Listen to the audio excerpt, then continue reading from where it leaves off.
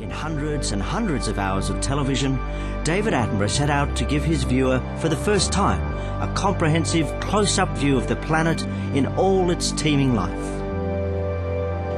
What sort of animals do you have an emotional response to? What gets your heart racing? Emotionally, not many, but emotionally in the sense of affection. But what sets my heart racing is when I see moments of splendour and of life, of sheer resurgence of life. When you see, well, I can remember very well up in Arnhem Land once when I was up there, 40, 50 years ago, when there were very few people up there, and certainly very few strangers.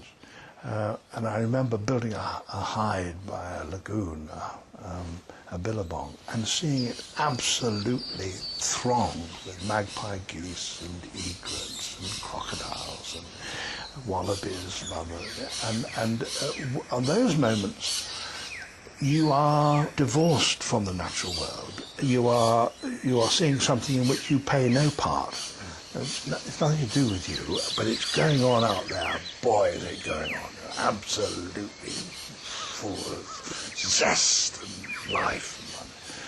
And it's going on out there, and it happened before you were conceived, and it'll happen long since after you've gone.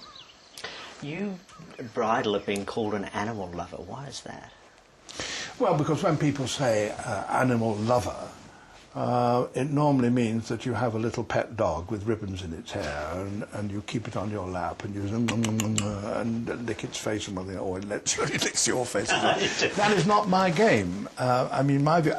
Do I love an earthworm? No, I do not love an earthworm, but I think an earthworm is a very interesting thing. So I'm interested in animals. I would like to think that I have a scientific interest in animals.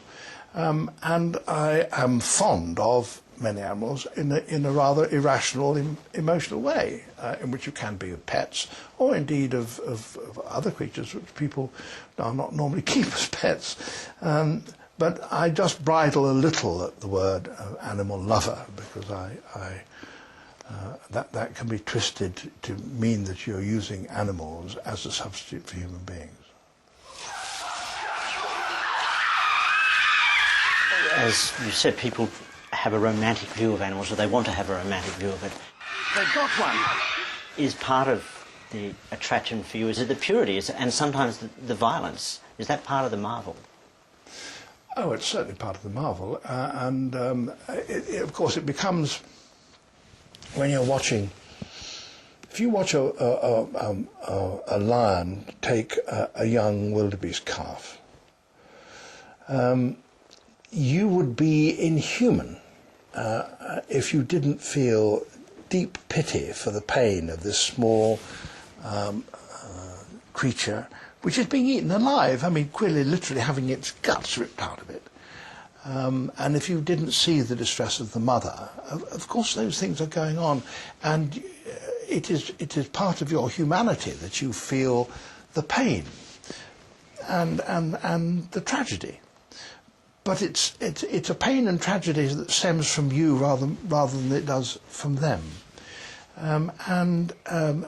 You know perfectly well, I mean, people write and say, why didn't you go out and shoo off the lion? Well, shooing off lions not my game anyway, but I mean, even if it were, you would only make the matter worse, because the lion has got to feed, or it's got to feed its cubs, or whatever, and the little thing is probably too badly wounded, and so we're never going to recover. So there's nothing you can do about it.